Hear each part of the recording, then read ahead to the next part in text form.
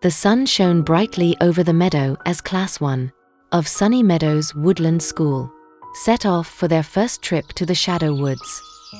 Everyone was excited to be going on the adventure that they had been talking about for weeks. Their teacher, Miss Squirrel, had promised a trip to remember, and the whole class now skipped excitedly through the meadow. Well, nearly all of the class. Alone at the back of the group waddled Hank. Hank was a hedgehog who found it difficult to make friends. He always felt like the outsider. The others in the class, especially Matilda Mouse, kept away from Hank because they thought him odd. Yes, Hank was not really looking forward to the day.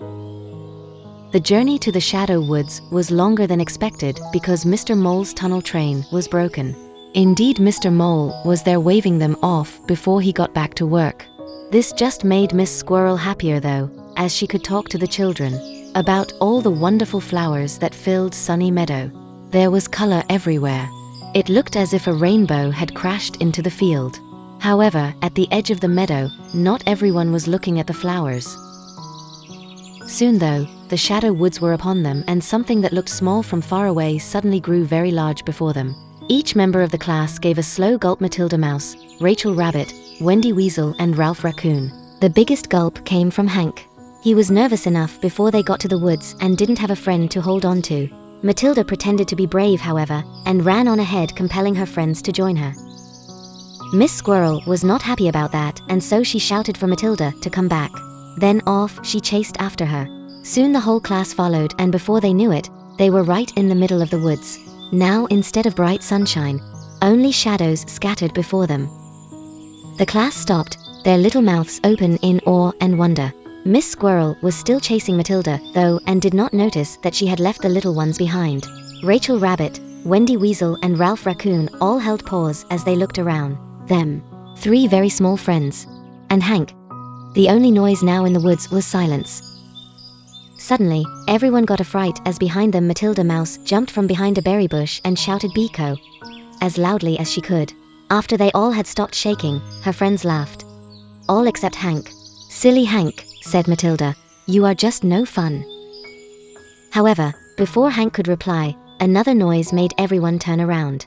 This time, though, there was no boo of surprise and no laughter afterwards, because there before the class was a very large and very hungry snake. His magical eyes twinkling with delight as his tongue spiked forward. "Lunchtime," said the snake. It was at this point that the class realized that Miss Squirrel had not returned from chasing Matilda. The class was alone. Squeaks of fright squeezed out of the little animals' mouths. Matilda and her friends all hugged each other, fearing that this was the end. Suddenly though, Hank was scared no more. He found a way to save the class. He knew just what he had to do. "Quick everyone, down this hole," he shouted as he pointed to a hole under a hanging chestnut tree. The animals stared at him, and then jumped down the hole.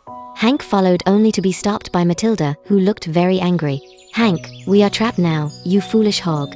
But before she could add to her insult, Hank jumped up and flipped himself into a ball. Next, he rolled towards the mouth of the hole and blocked it with his pointy sharp spikes. There would be no lunch for the snake today.